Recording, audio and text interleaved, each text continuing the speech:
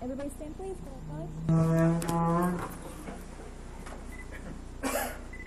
Allegiance to the flag of the United States of America and to the republic for which it stands, one nation, under God, indivisible, with liberty and justice for all.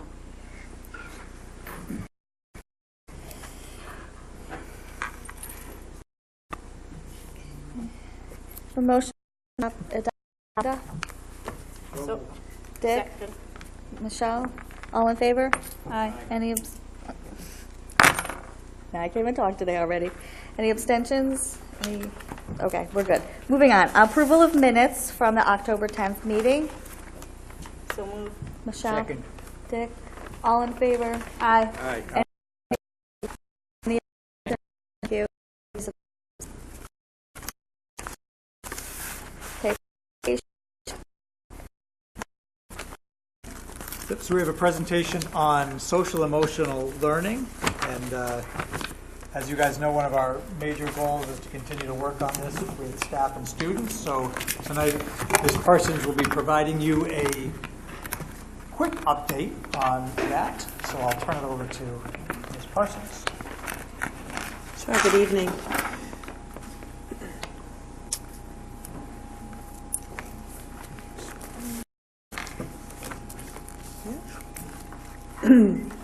Great, so I'm here to update you on the social emotional learning goals that we've been working on in the district.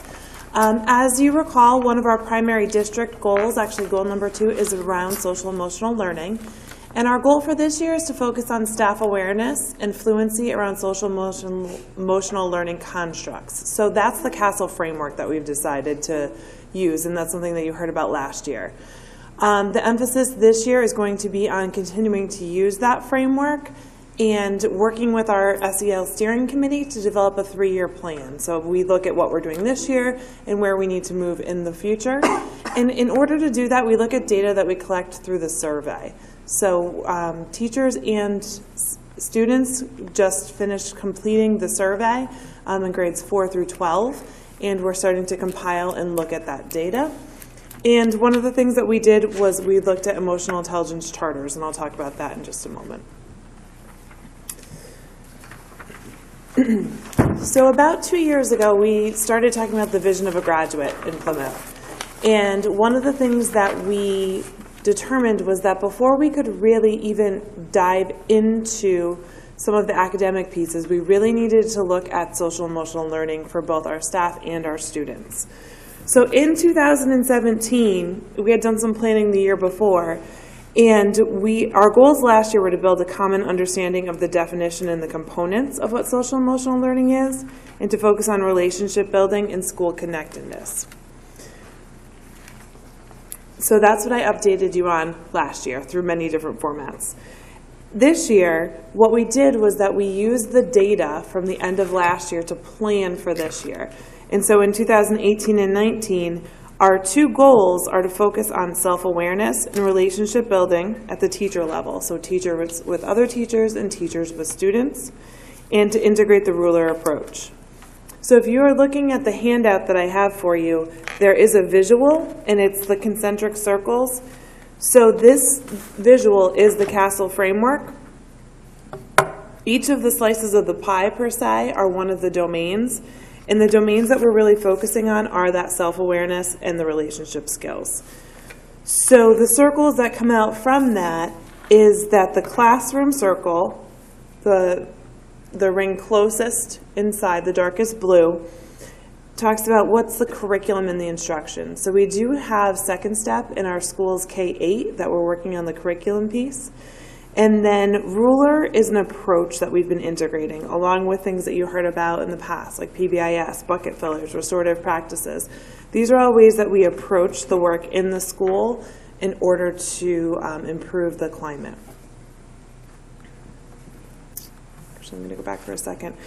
So at the end of last year in the spring, we had determined based on the survey results that we needed to focus on the self-awareness and relationship building. And we had a great opportunity. There was a little bit of a buzz in the state about this ruler approach. And the ruler approach is something that is based in research from Yale and their Center for Emotional Intelligence. And Dr. Semmel had an opportunity to hear from Dr. Mark Brackett at the opening of school this year when all the superintendents came together. And he started presenting across the different venues of educators last year. Ruler has been in existence for many years, but the unique piece is that it's grown from Connecticut. So Dr. Brackett's goal is to have the first emotionally intelligent state in the state of Connecticut, and that's why a lot of the work is coming out of Connecticut. So we heard about this ruler approach and we said, wow, this is something that really makes sense for our district. Ed Advance helped support some of the work with ruler, and over the summer, Dr. Semmel, Principal Collins, and Principal Suffrage were able to attend a workshop where they found out more about this approach. And when they brought it back to our admin team, we said, yes, this makes sense. It's just another way to continue to develop our work around social emotional learning. So I'll talk a little bit more about ruler in just a second. So the big picture with social emotional learning that we've really been looking at is that sort of, what are we aiming for? Where are we starting? So the social emotional approaches are on the left column in that green box. And where you need to start is you need to start with the adult learning. We need to acquire skills as adults. We need to build a common vocabulary and start to embed intentional practices. And by doing that work at the adult level, it will lead to the student learning, the students picking up the skills, and the students' intentional practices. So that by the end of this process, the learning will have trickled from the adults down through the students, and then we'll see the results in the positive school and community outcomes, like the improved behavior, fewer conduct problems, academic success as well. So ruler. What is ruler? Ruler is an acronym, and it sort of defines emotional intelligence as the knowledge, attitude, and skills that are involved in recognizing emotions, understanding, labeling, expressing, and regulating. So when we said we were working on self-awareness, part of being self-aware is recognizing what emotions you're experiencing, understanding why you may be experiencing those emotions, and then being able to label those emotions using another tool that we'll talk about in just a minute. And then when we talk about self-regulation, so we're self-aware, and then once we're self-aware, we can self-regulate. And we need to regulate the way we express our emotions and overall the regulation, how we adapt and move ourselves when, say, we wake up on the wrong side of the bed and we need to go to work and have a really great attitude for the day. So how can we acknowledge, express, and then regulate to where we need to be? So with ruler, there's 4 anchors or 4 tools that are utilized. The first 2 tools we have been using this year with staff internally in district. Our goal is for next year these tools to be rolled out with students and parents and families while the staff learns about the remaining 2 tools. And then the following year we would roll those out. But the first tool up there is called a charter. A charter asks several questions for group dynamics. It's almost like when you go to a new classroom and it's a new year and you say, like, how do we want to do business here? What are the rules? But instead of doing the rules, we do a charter. We ask, how do we want to feel in this environment? So we did this at an administrative level at our retreat this summer, and building principals also made charters with their school staff. On the first days back in August, they said, how do you want to feel in school, at work? And then what do we need to do in order to help you feel that way? So if we want to feel safe, then we will honor all voices and make sure everyone has a chance to speak. And then the third question is, what do we do if you're not feeling that way? Sort of it starts to broach into the conflict resolution piece. So how do we want to feel? What will we do to ensure that happens behavior-wise? And then if it's not happening, what do we do? So you can see an example here on the left. This is from Terryville High School.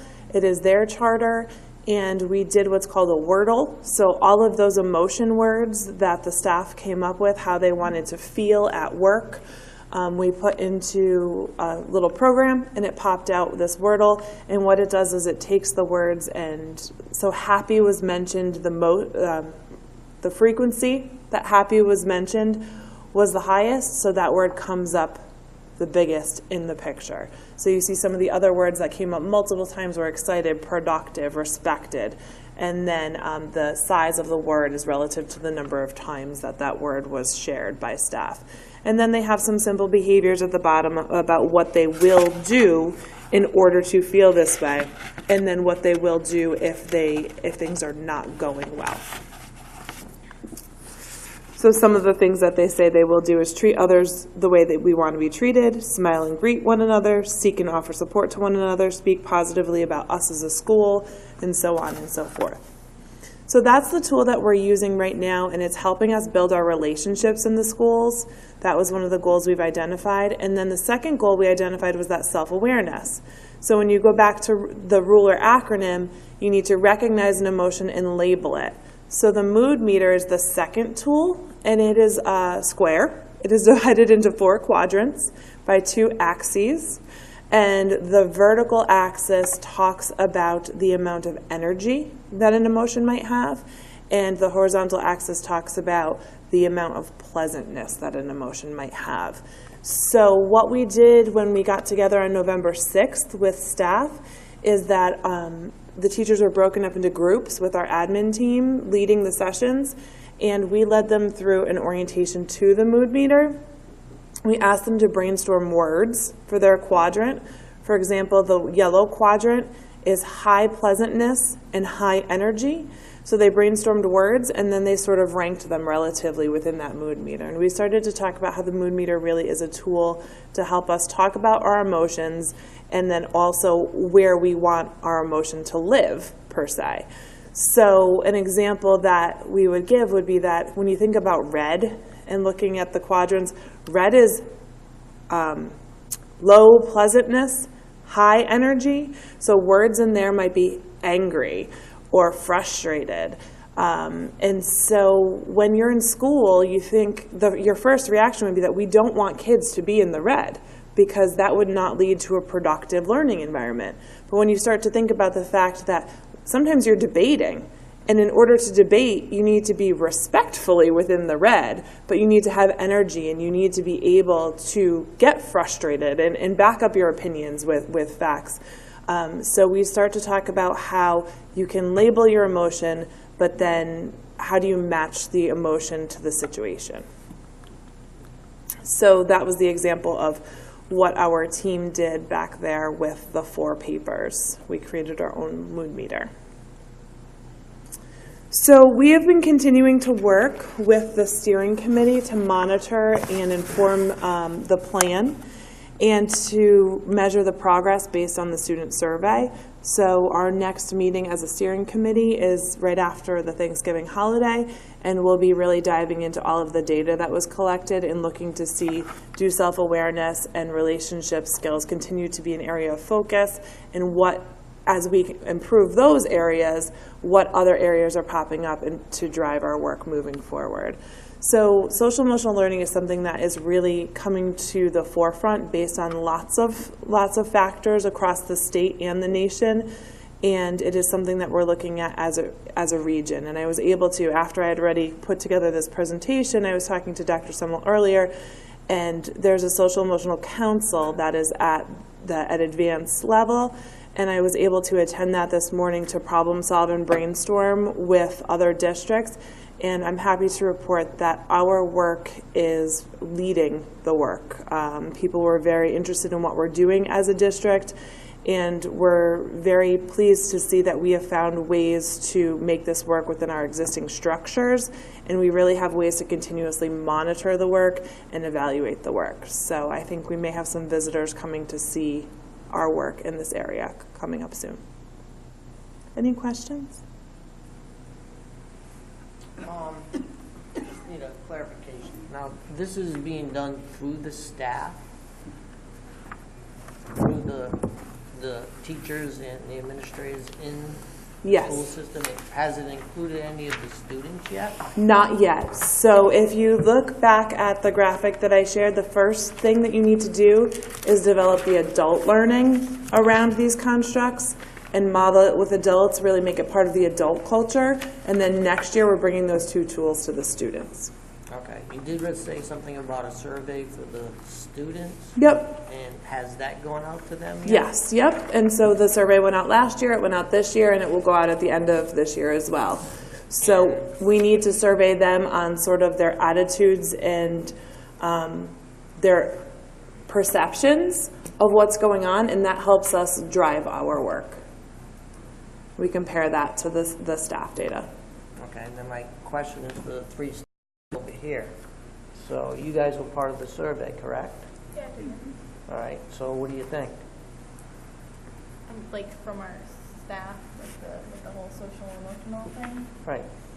I feel like I've definitely built good relationships with my staff, like the different teachers that I'm with, and I think the way, like, you walk down the hallways and there's not one teacher that's like sitting at their desk like between classes. They're all standing in the hallways saying hi, asking students how they're doing, kind of asking questions and engaging them, and like that's just like a little thing, but things like that happen consistently throughout the day, and I think it's really making a positive impact on like just the student attitude. Teachers make it really, really easy to build relationships with them. They're very open to having that relationship, and like when I was in middle school, I didn't really have that. So in high school now, I know that they're doing that in middle school. My brother talks about it all the time. But in high school, it's very easy for me to build a relationship with teachers. Like I'm talking to them and they're respecting me and I'm respecting them, and it's really nice to have that kind of relationship with someone that like I look up to. Completely agree. You said it all.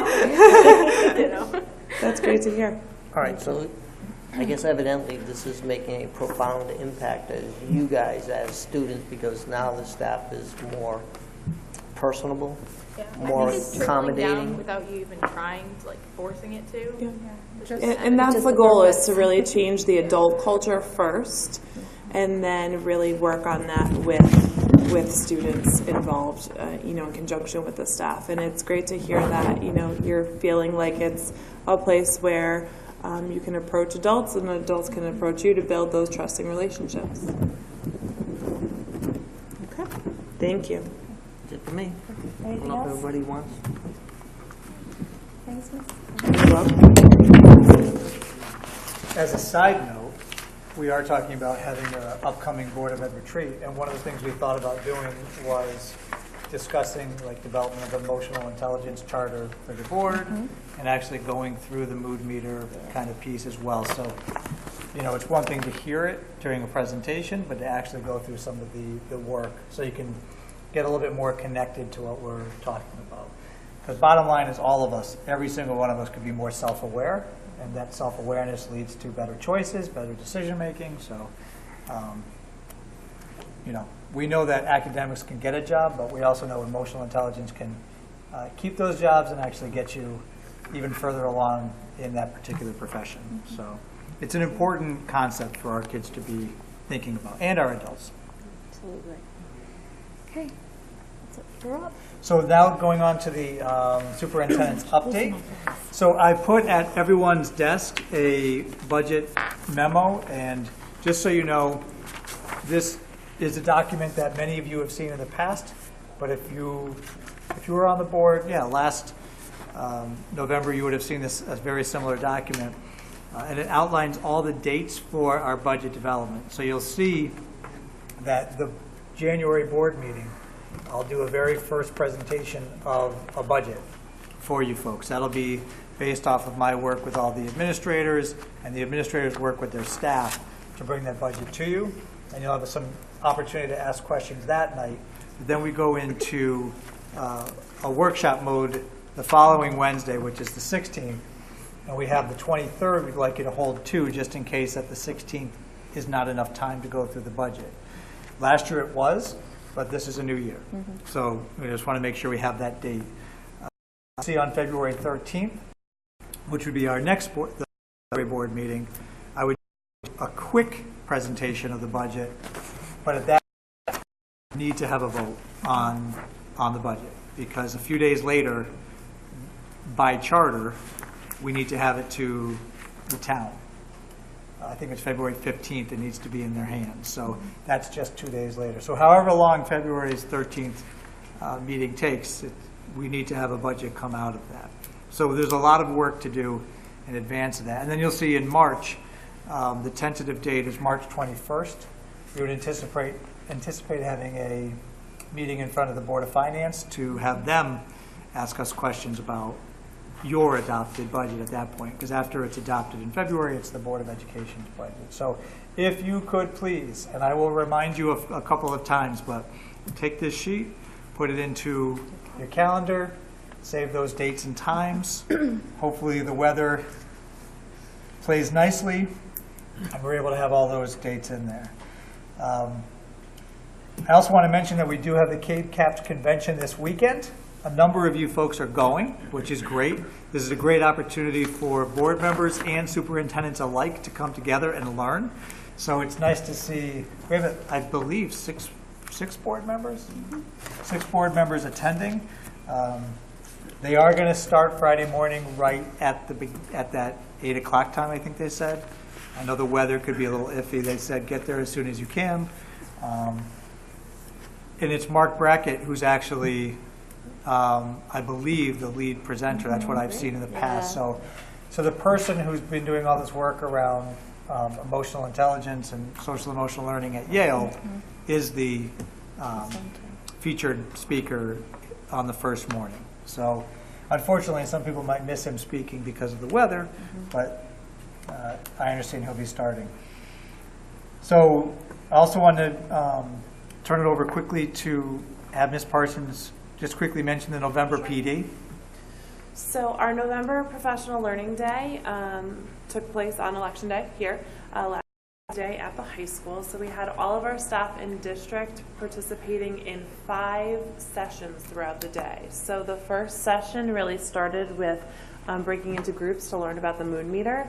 The high school teachers and staff here are doing some work around their NEASC self-study, so that was happening as well. And then we went into 3 different choice sessions. So the choice session process is something we started last year and we're refining and continuing to improve this year. And so a choice session involves teachers submitting a proposal for a professional learning session that is about 70 minutes in length. So the teachers submit their proposals to me, I vet them and put them back out as a course catalog to staff, and then staff signs up for their choices in terms of their sessions. So it's really personalized professional learning. And so all the staff had their choice. I matched them back out and was able to give that information to our presenters too, who prepare for the number of folks in their session. So there were 30 choice sessions going on. And then we finished the day with our vertical teams, and vertical teams are ways that we're looking at curriculum at a K-12 level. So we have vertical teams in all the core content areas. Math, arts, world language, music, PE, service, related service, together in teams to talk about major things that they're observing across the K-12 continuum, and those will morph into our curriculum review teams as well, where those teams are really looking at the entire curriculum, K-12 in that subject area. So it was really well received. Staff had their sort of individualized schedule for the day. They had a map of where everything was and sort of filled in, okay, session 1, I'm here, session 2, I'm there, and they had overwhelmingly positive responses. And I think it's great for our staff to not only be able to choose their individualized professional learning, but also to be able to present. So anytime we send somebody out, which is less and less these days, to professional development, the expectation is that when you return, you will be presenting in some forum. So whether it's at team meeting levels, school meeting levels, or these choice sessions is a great way as well. So we worked on some of the choice sessions were around challenging behaviors, creating break spaces in classrooms, using EduClimber, accountable talk in classrooms. There were a wide variety of sessions, and we were able to do some of our trainings that we needed to do on that day as well. We had science and GSS. We had our CREC consultant helping with some of that implementation. We had looking at Google Read and Write and Go Guardian, how to utilize technology in the classroom. So there was a nice variety. Great.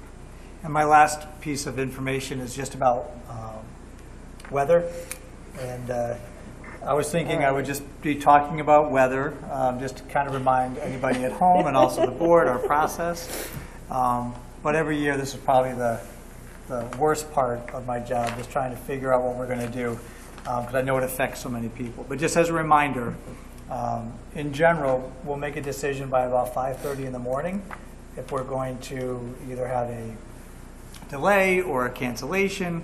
And once the decision is made, we do send out a phone call, wake everybody up, they get to hear my voice, and I'm like, hey, good morning. Roll over and sleep a little longer. But we also send out an email, and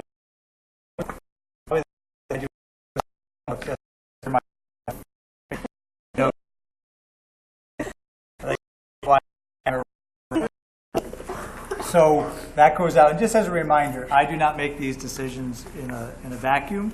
I actually will be working with Paul. But first thing I usually do is text Jim Schultz, who is the Public Works Director, and he's the guy out on the roads with the other drivers, and I say, how's it out there? Because really, they're the ones who are on the roads. They know how the roads are.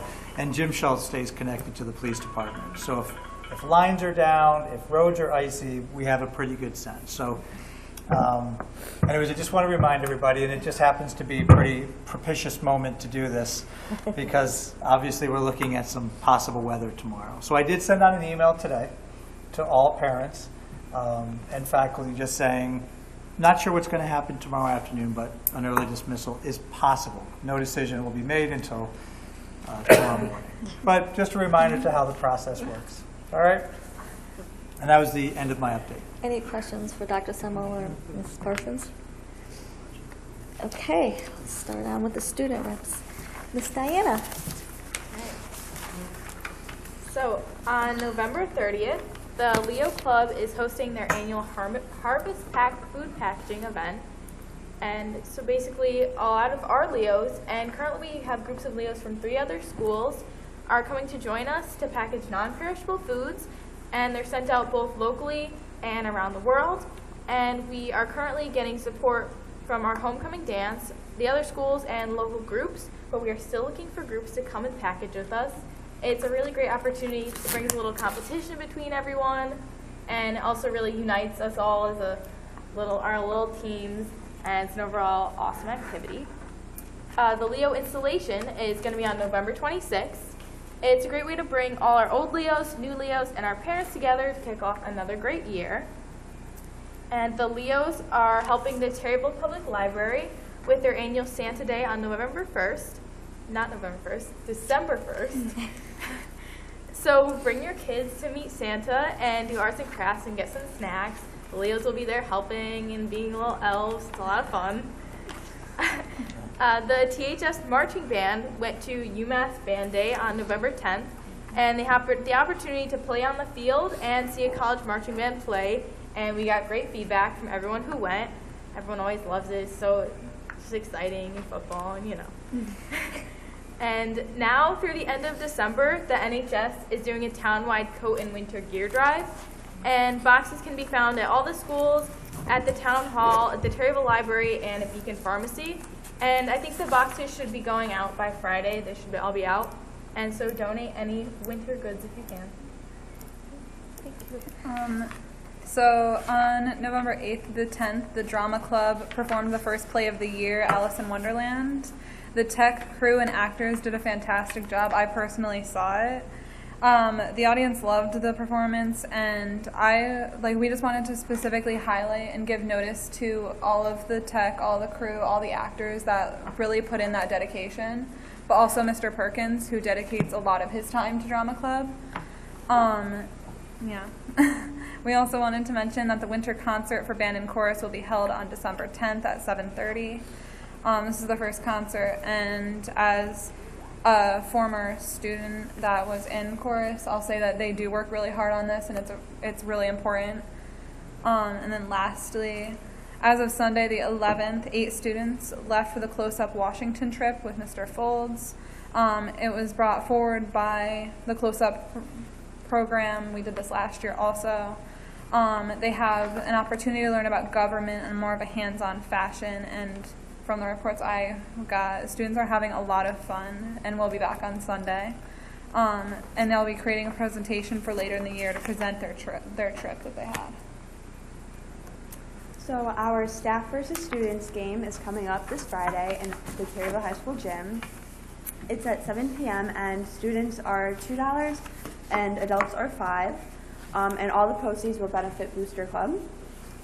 And our homecoming was November 3rd, and we raised a lot of money. And as mentioned before, most of it will be going to Harvest Pack.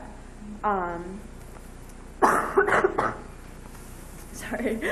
And then the winter sports are starting up now with conditioning and open gym, and official practices will start after Thanksgiving. And for fall sports, the girls volleyball did make states. They got out first, but that's still a really good accomplishment. And then the boys cross country placed second in states, which was the first time they did in over 30 years. So it's big. Any questions or comments for the girls? Thank you. Please. Okay, public comment. If you'd like to make a public comment, name, address.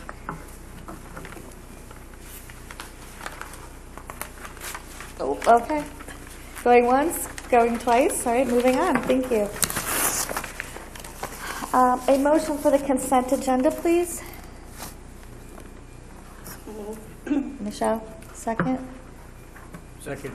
Dick, all in favor? Aye. Aye. Any opposed? Jerry is opposing. Any abstentions? Okay, so moved. New business. First read of the policies. They all should be in your packet. I hope you've looked them over. Want to start? Or do you want? How do you want to do it? I guess I. Between the two of you guys. The first policy is physical restraint and seclusion. Basically, this policy was updated to reflect the current laws. Is there a question? And just remember first read, so we're going to see them again next month. All right. And then the next P5141.4 is reporting by mandated reporters of suspected child abuse and sexual assault. Again, this was language update due to some legal wording. Yeah, around the use of like school counselor instead of just guidance counselor, and the Behavior analyst. The behavior analyst. Yep, some word changes for the most part. And then databases, information and management systems. I believe this is also an update from. Yeah, this was the data privacy, and the laws changed. So the law continues to change around the data privacy. I can tell you that Rich Trudeau, our Director of Technology, is probably among the best in the state at staying on top of this. So the wording reflects the state law changes as the legislators continue to try to figure out exactly what they're looking for. So it was a lot of changes in the words there, but it actually reflects the law, and it reflects what we're currently doing. The next one is Regulation 1330. This is an update of fees for facility usage. Any question? And then the last one is graduation requirements. This is, there's been some laws around graduation requirements, and for years they've been kicked down the road, and it looks like these ones are not going to be kicked down the road. So this is updating. So we have a plan in place for graduation for the class of 2023 and beyond. Right, so the current 8th graders that the law now will impact, but it has changed many, many times. It's actually been something I've been watching for like the past, I think, at least a decade. Watching the years change, and it could potentially change again with a new legislative body coming in, but the high school needs to put a program of studies together and have students start taking classes in December and January, so we can't wait any longer. And I think there might have been a question or. Actually, I have a comment for all the board members. The P5141.4, please make sure that you read that one. There has been some instances in the state where that, especially suspected child abuse, okay, Montville, the superintendent, the principal there, because of what happened at that school, so please make sure you read that one. That one's really, really important, especially on what's going on in school systems now. And if you have any questions on the second read, make sure that you ask them. Right. You know. And to Jerry, sorry, go ahead, Jerry. Because and a lot of it has to do with the technology that these kids have, with cell phones and video recording what they're doing, and sometimes they don't record the whole story from start to finish. So you got to make sure that in there that we make sure that that's high priority for this board. Right, and to Jerry's point about that, we communicate a lot with our staff about making sure they stay up on top of the DCF training around mandated reporting. In fact, the state says it has to be done every 3 years, but they did just update their training. DCF did, and Ms. Trinks and I took a look at it, and we both went through the training, and we said, you know what, there's been some changes to it. So even though it hasn't been 3 years, we're asking everybody to go through that DCF training again, just to make sure that there's no confusion around it. It's important to stay on top of that for the safety of our students, really. Anything else for policy? Okay, thank you. Moving on. Can I just remind, just even new board members, that policy, like we said, if you haven't been, the bylaws say policy needs to be brought forth to 2 meetings before you can vote on it. So that way policy is not, it always has to be taken seriously. So we have 2 opportunities to look at it. So if you've got any questions when you read that, any one of them that you please send me a note if you have a question. If it's not me that's going to answer it, I might need one of these folks to help me answer that, or I'll look into it. But, ask them early, so I have plenty of time to try to get whatever information that you need. So. Thank you. Okay, we're moving on to board reports. So, Karen? Yes, the Finance Operations Subcommittee met prior to this board meeting, and the subcommittee reviewed the Accounts by Facilities report for the month of October 2018, and this report will be forwarded to the Town of Plymouth Board of Finance. Okay, thank you. Student Achievement? The next scheduled Student Achievement Committee meeting is Thursday, November 29th, 2018 at 6:30 p.m. in the conference room of Central Office, 27 North Harrington Avenue, Perryville, Connecticut. Policy? The Policy Subcommittee met on November 7th, 2018 and brought forth policies to the board for a first read. And negotiations? No report. Thank you. Okay, second public comment. You know the drill. 3 minutes. Name, address, please. Remember. Being that you brought up policy, you refreshed my memory. Dan Gentile, 269 Mount Oma Road, former board member, council liaison, chair, councilman, and et cetera, et cetera, et cetera. Danny Gentile. Yeah, I remember when we did I had the policies on a floppy disk. That's how old that. But I was looking at your 9,000, I reread the bylaws. And I know I talked to Melissa about this. One thing that changed, which when I was on the board, we changed it so that the chairperson of a subcommittee, it's in your 9,000 series bylaws, would be able to pick, the subcommittee would be able to pick the chairperson of the subcommittee.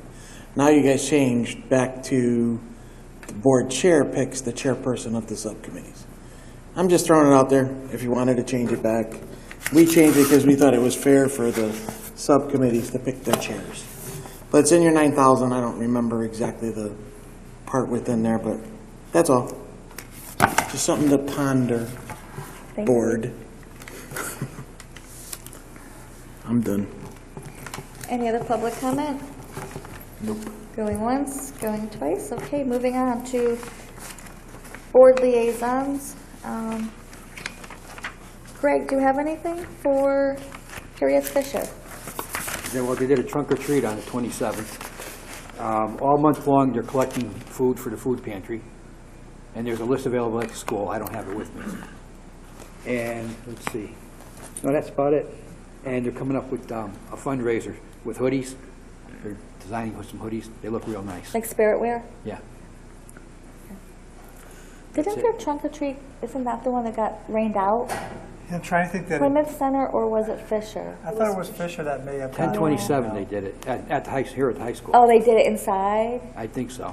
Oh, they must have rescheduled it. then. Yeah. Okay. So I remember we had that meeting that, It was planned, it must have been planned when you were discussing it. Okay. It did get, it got it did canceled. get canceled. Because that was the night, it like literally Yeah. buckets of, okay, all right. Did we get anything from Josiah about Plymouth Center? Does anybody have an update about Plymouth Center? Okay, we'll get it next month. I apologize for that. So Cindy's not here, but Carolyn's going to do her updates. She sent them to us. So, Okay, so I'll go in order of How her she did notes. it? So she did Booster Club first, so I'll go ahead and do Booster Club first. The Booster Club held a very successful soccer game under the lights for both the girls' varsity team and the boys' varsity team on Friday, October 19th. It was the first game since 2008 for a home game. And it was very well attended. Several hundred people were in attendance. I was there myself. It was great. It was wonderful to see everybody. A lot of students who have graduated came back to watch it because they just thought that was such a cool thing to see. And the Booster Club would love to make it a yearly game. On Friday, November 16th, as was already mentioned, there's going to be a staff versus students basketball game. And again, adults are $5, students are $2, and under 10 are free. First time doing an event like this Booster Club. So they are hopeful that a lot of people will come out and see who has better skills, the students or the staff. No wonder. All athletes, whether it's winter, spring, fall athletes, were handed out calendars for the December giveaway. Each day in December has a gift card or cash prize or some other sort of gift attached to it. And all athletes are selling raffle tickets. It is $5 a ticket. If anybody is in desperate need for one, I will be happy to sell you one, as would any other athlete or athlete's parent at Terryville High School. So we'll be selling them until I think the 26th of November. And that is it for Booster Club update. And now I move on to Eli Terry Middle School. She says that they had their PTA meeting on October 15th, but not enough board members were there for an official meeting. So the MCM fundraiser did very well, and they had a profit of about $1,000. For Red Ribbon Week, the PTA sponsored an ice cream social for the whole school. Students went to their families, which is what they call their groups in the middle school, after lunch to talk about Red Ribbon Week and enjoyed making their sundaes. And the PTA is doing the free t-shirts during the basketball games again. Their third year doing that, and there will be 11 local businesses in town that will be printed on the t-shirts. They had their town-wide skate night with 125 skaters, exclamation point. So that must have been really good. Everyone had a blast, and the next one will be on February 12th. And their next meeting that everybody should attend is on November 20th at 7 p.m. Any questions? Okay, moving on. Well, you're next. Oh, look at that. Terryville High School. I was unable to attend the PTA meeting, but I did get an update from the chair. And she, mostly the PTA meeting at high school is about the aftergrad and the fundraising for the aftergrad. That's pretty much what they talk about. Most of the fundraisers will be happening between like January and May. That's where the bulk of them happen. They did just have a paint night last week, and coming up between January and May, they're looking at a Wizards game, Krabby Al's dinner, and possibly a bus trip to the casino, as well as their usual fundraisers of the flower sale and the graduation signs, They sell preferential seating at graduation, which I won last year. Woohoo! So lots of opportunities for parents and everyone else to support our seniors and having a very safe after-grad party. And that is what our PTSA at the high school does. Any questions? We haven't had the Wizards in town in a long time. Yeah, It's been they're a long excited time. about that one. That's good. Yeah. Okay, SEPTA. You did, I was unable to attend. I had a conflict that night. do you want to say anything? Sure. So tomorrow we do have a workshop planned. If the weather cooperates, it will be a challenging behaviors workshop at 7 p.m. at Fisher. If the weather does not cooperate, we will definitely be postponing that to another date. Our wreath fundraiser, holiday greenery fundraiser, is happening right now. I believe tomorrow is the last day to get those orders in. And then, what else? On December 5th, we will be doing a parents' night out at the Bird's Nest. That will be an opportunity for parents to get together and do some crafting and just enjoy some downtime without the kids. Okay, any questions? All right. Jerry, do you have anything from CABE? Well, Michelle, do you have anything that's come down from CABE? I'm no longer on. She's not on. Oh, yeah. okay. All right, no problem. Just to remind everybody, which Dr. Semmel did, is that the CABE conference is tomorrow. Anybody who is traveling tomorrow, please be safe. I know I personally will probably be going there late. It'll just depend on time of when the snow stops and we get rain. I know, watching the weather, I know around the Mystic area, they're not only going to get rain. They're not going to get any snow and or any sleet or freezing rain. So looks pretty good down that way. But just be careful. I know 95 is usually hectic when it's dry. I imagine it's going to be really bad when it's wet. So that's it. Great, thank you. And I will be starting to go to Ed Advance. I did not get to go to their November 1st board meeting because I had a conflict with my husband's schedule. So, but I did get their minutes, and I will say I don't think it was appropriate for me to report on it because I don't know the history of everything. So at their next meeting, hopefully I'll be able to report. But they did mention me in their minutes, so that was nice. So, but I will be going for an orientation with Jeff Kitchens, and then going to the next meeting, which February, like the first week in February. It's a Monday, so I will be able to report to you guys as long as the weather is good in February. But that was pretty much it. Any questions for anybody else before we move on to board comments? Okay, so board comments. Anybody have anything before I go? Wow, you guys are quiet today. All right. So I'm just going to talk a little bit about CABE. Even though we're not going for a day and a half, we actually were awarded the Level 2 CABE Board of Distinction Award. We've won it actually every year since 2012. There is a lot that goes into it, and I want to thank Ms. Pat because she has to get all kind of information of things we've done together in order to get this. So thank you so much for all the work that you do. You're welcome. So, yay. So I think it's really hers because she does it.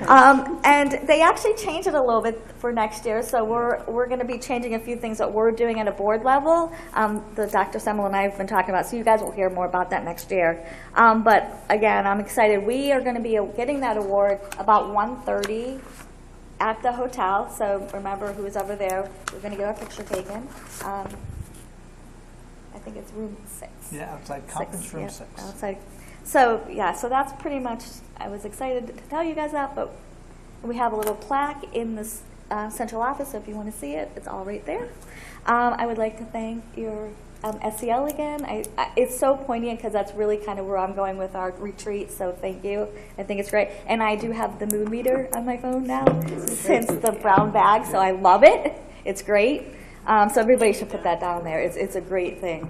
And it was actually Barb and it was Mrs. Collins who was like, look at this. I'm like, oh, I need that. So thank you. And I guess that's it for me. So we are going to actually go into an executive session. So just a reminder of the audience, we're going to be shutting down. We will not be coming back live, but whatever happens out of executive session will be put on minutes on our website. And yeah, okay. So I need a motion to go into executive session, and I'd like to invite Dr. Semmel. So moved. So, second. Melissa, Dick, all in favor? Aye. Any abstentions? Oh, okay, let's move on.